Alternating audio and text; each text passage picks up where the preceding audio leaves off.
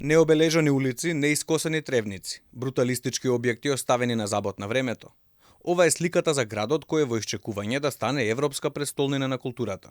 Додека градот пропаѓа, Даниела Арсовска и раководството на Универзална сала збунети за тоа кој треба да го спроведува меѓународниот проект доделен од Европската унија.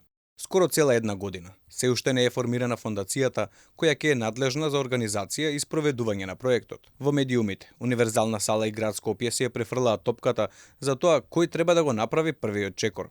Иако прашавме за надлежностите, како по обичај, градските служби не одговорија на прашањата на ТВ Алфа. Во меѓувреме, на трнливиот пат кон оваа престижна титула за градот стојат многу препреки.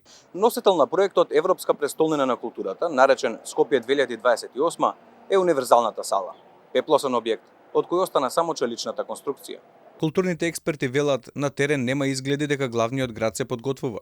Кога станува збор за спроведување на овој проект, изгледа како градот да е во длабок зимски сон. Кај нас гледаме хибернација, кај нас гледаме прво несериозен и некомплетен прочет на она што е идејата, гледаме една потполна хибернација, да ви кажам.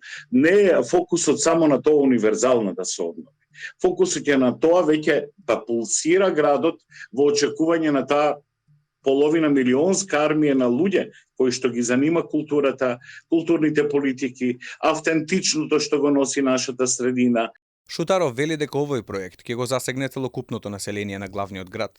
Може да донесе голем бенефит и профит, па важно е институциите да не чекаат со подготовките. Значи, едно вложено евро во Европска престолнина на културата е веќе и емпириски докажано дека може да врати 9 евра и дека културата, идентитетот на една држава може да биде економска категорија, меѓу другото, и да носи економски бенефити. Во меѓувреме, македонската престолнина ја чека тежок пат во наредните 5 години. Сликата за центарот на Скопје се недовршени објекти, кои се кријат со тараби, искршени клупи и канделабри, недовршени барокни фасади и општа негрижа. Оваа состојба остава малку надеж дека главниот град ќе одбрани титулата Европска престолнина на културата.